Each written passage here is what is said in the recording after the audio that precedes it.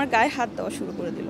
তো আমি আস্তে করে বলতেছি যে দেখেন হাত সরান, এগুলো কিন্তু ঠিক না। আজকাল মেয়েরা হাত মোজা পা মোজা পরে এরকম এর থেকেও জঘন্য কিছু করে। মুরব্বী লোক এসে বলতেছে যে আপনি কি রাস্তা পার হবেন নাকি গাড়িতে উঠবেন? তো আমি বললাম যে আমি গাড়িতে উঠব। আমার বাচ্চাটা বেশি খুব ডিস্টার্ব করতেছে, তো চিন্তা করলাম তো গাড়িতে না উঠে সিএনজি নিয়ে চলে যাই আর কি বাসায়।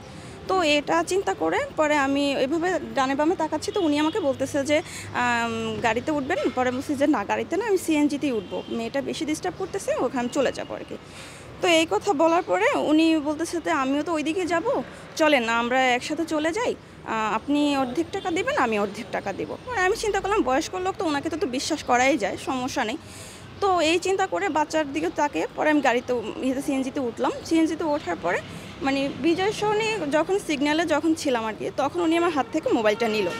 এই মোবাইলটা নিয়ে উনি নাম্বার ডায়াল করা, উনি আমার নাম্বারটা নিয়ে নিল। নেওয়ার পরে এখন বলতেছে যে এটা আমার নাম্বার, এটা রাখেন, আমি কাপড়ের ব্যবসা করি, প্লাস আমার এগুলো আছে, এই নানান ধরনের আমাকে অনেকগুলো কথা বলতে শুরু করলো। বলতে শুরু করলো, আমি চুপচাপ শুধু শুনতেছি, আমি ওনার সাথে কোনো কথা বলতেছি না। উনি বলতেছেন, আমি শুধু মাথা নাড়াচ্ছি যে এরকম করে ই করতেছি। তো এটা বলার পরে ওই সিগন্যাল ছাড়ার পরে উনি আমার সাথে এরকম খারাপ ব্যবহার করা শুরু করে দিল, আমার গায়ে হাত দেওয়া শুরু করে দিল। তো আমি আস্তে করে বলতেছি যে দেখেন হাত সরান, এগুলো কিন্তু ঠিক না।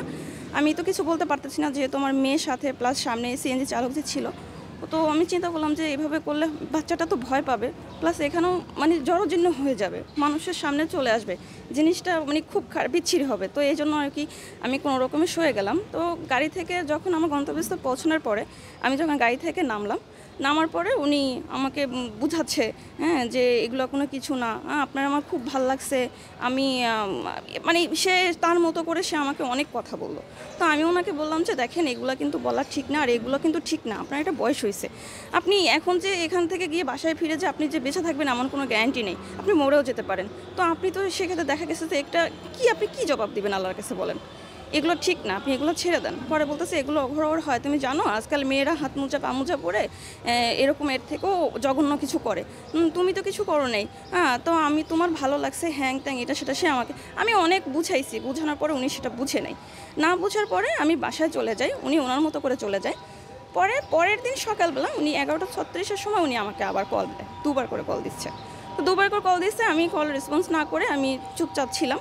তো আমি ক্লাসে যখন আমার টাইম হয় আমি ক্লাসে আবার আসার পরে আমি আসলে পড়ায় মনোযোগ দিতে পারতেছিলাম না যে আসলে কি করা উচিত।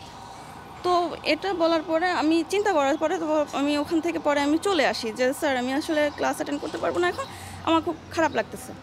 তো এটা বলে যখন আমি বের হই ক্লাসটা শেষ করে, মোটামুটি আমি বের হওয়ার পরে উনি পরে চিন্তা করলাম যে আসলে কি করা যায়, কি করা উচিত। এটা চিন্তা করে পরে ভাবলাম যে ছেড়ে দেই। আমি রাত্রে একবার মানে করছি যে ঠিক আছে যা গেছে, কিন্তু সকালবেলা ওনার ফোনের পরে আর কি জিনিসটা আমার কাছে খুব বেশি খারাপ লাগছে যে উনি আবার সেই একই কাজের জন্য আমাকে আবার ফোন দিছে। তো আমি আসার পরে আস্তে আমি একবার চিন্তা করলাম যে থাক ছেড়ে দেই। পরে আবার ওই জিনিসটা চিন্তা করলাম যে আমি ছেড়ে দিলে আরেকজনের সাথে উনি এরকম করবে, তো ওনাকে আর ছাড়া যাবে না। তো এটা চিন্তা করে আমি ট্রাফিক পুলিশ ওইখানে যে আছে বক্স আছে ওইখানে গিয়ে কথা বলি।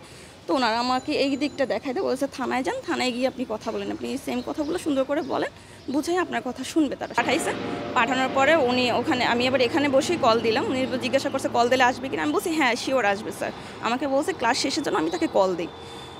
পরে বলছে আচ্ছা ঠিক আছে তাহলে আপনি কল দেন তাকে। তো আমি কল দিছি, কল দেওয়ার পরে বলতেছে যে আমার 10-15 মিনিট লাগবে, ক্লাস শেষ হয়ে যাবে, আপনি তাহলে আসেন। পরে বলছে আচ্ছা ঠিক আছে, তুমি বের হয়ে আমার একটা মিস কল দিও। আমি বলছি আচ্ছা ঠিক আছে, আপনি আসেন, রেডি হয়ে আসেন, সমস্যা নেই। পরে এখান থেকে আমরা 3 জনে গেলাম, আমি এবং 2 জন পুলিশ শহরে গেলাম, তারা সিভিল ড্রেসে গেছে।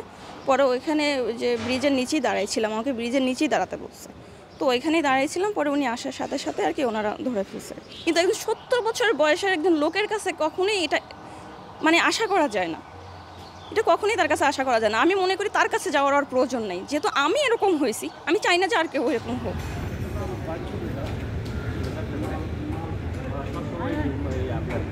তা থেকে সর্বোচ্চ গুরুত্ব দিয়ে তাৎক্ষণিকভাবে একটা টিম পাঠিয়ে পুনরায় যে আবার যখন ঘটনা সংগঠনের জন্য উদ্যোগ গ্রহণ করছে তখন কিন্তু অ্যারেস্ট করি এবং এই সংক্রান্তে নারী ও শিশু নির্যাতন দমন আইনে একটি মামলা রুজু হয় এবং এই আসামি কিন্তু এখন জেল হাজতে আছে। যাকে চিনেন না আপনি, তার সঙ্গে যদি প্রাইভেট কার বা সিএনজিতে সে যদি আপনাকে রিকোয়েস্ট করে যে আসেন আমরা ভাড়া শেয়ার করি, ওই ব্যক্তি আপনার পরিচিত নয়, এই সময় কিন্তু সাবধান হতে হবে, সচেতন হতে হবে যে অপরিচিত ব্যক্তির সাথে এইভাবে যাবেন কিনা ভাবতে হবে। সেই ক্ষেত্রে আপনারা গণপরিবহন ব্যবহার করতে পারেন। আর একটা কথা বলবো, এই নারীকে আমি সাহসী নারী বলতে চাই, কারণ সে এই ধরনের ঘটনার শিকার হয়ে তার বাচ্চার সামনে তাকে শ্লীলতাহানি করছে, সে কিন্তু সাহস করে থানায় আসছে এবং সেই আসামি কিন্তু অ্যারেস্ট হয়েছে।